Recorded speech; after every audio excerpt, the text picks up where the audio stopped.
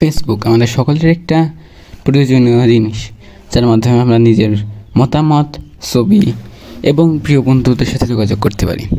তো অনেক সময় আমাদের এই প্রিয় আইডিটা হারিয়ে যায় এবং আমরা তার নাম, পাসওয়ার্ড সকল কিছুই ভুলে যাই। সো আজকের ভিডিওতে দেখাবো আপনার হারিয়ে যাওয়া ফেসবুক আইডি কীভাবে আবার খুঁজে বের করবেন। এই জন্য সর্বপ্রথম চলে যাবেন আপনি গুগলে গিয়ে এখানে সার্চ করবেন এইটা লিখে। এবার এখানে সার্চ করবেন লগ ইন টু ফেসবুক। এখানে ঢোকার পর এখানে দেখুন আপনার যে অ্যাকাউন্টটা ফরগেট করবেন তার নাম, নাম্বার আর পাসওয়ার্ড, জিমেল সব যদি ভুলে যান তাহলে সেই অ্যাকাউন্টের যে নাম সেটা অবশ্যই মনে রাখতে হবে। সেই অ্যাকাউন্টের নাম ওটাই দিয়ে কিন্তু অ্যাকাউন্টকে খুঁজে বের করতে হবে। সো এই জন্য আপনি সর্বপ্রথম চলে যাবেন ফরগেট অ্যাকাউন্ট। এখানে গিয়ে সার্চ করবেন। আমি একটা এখানে অবশ্যই যদি আপনার নামের প্রথম অক্ষর বড় হয় তাহলে বড় দেবেন। আমি বড়টা দিয়ে দিচ্ছি, নাহলে কিন্তু অ্যাকাউন্ট শো করবে না।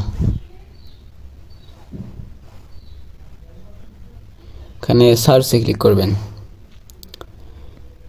ক্লিক করলে দেখুন এখানে একাধিক, কিন্তু এটার একটাও না, I am not in the list. এখানে ক্লিক করবেন। ক্লিক করার পর এখানে আপনার একটা বন্ধু, ওই আইডির যে বন্ধু ছিল তার নাম দিতে হবে। সো আমি একটা নাম দিয়ে নিচ্ছি, এমডি। হ্যাঁ, এখন আমি একটা ফ্রেন্ডের নাম দিয়ে দিয়েছি। এখন এখানে সার্চে ক্লিক করব। সার্চে ক্লিক করলে দেখুন এই যে দিস ইজ মাই অ্যাকাউন্ট, এটা কিন্তু চলে এসেছে। এখানে ক্লিক করব এবং কন্টিনিউ ক্লিক করব।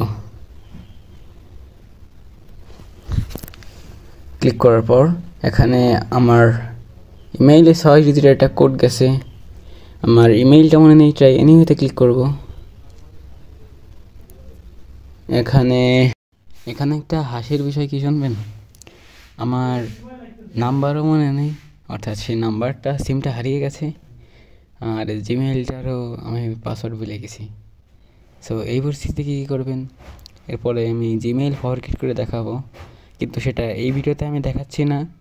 যদি চান যে আমি জিমেইল ফরগেট করে কোড নিয়ে একবার দেখাই তাহলে কমেন্ট করেন, আমি অবশ্যই ভিডিওর নেক্সট পার্ট বানাবো।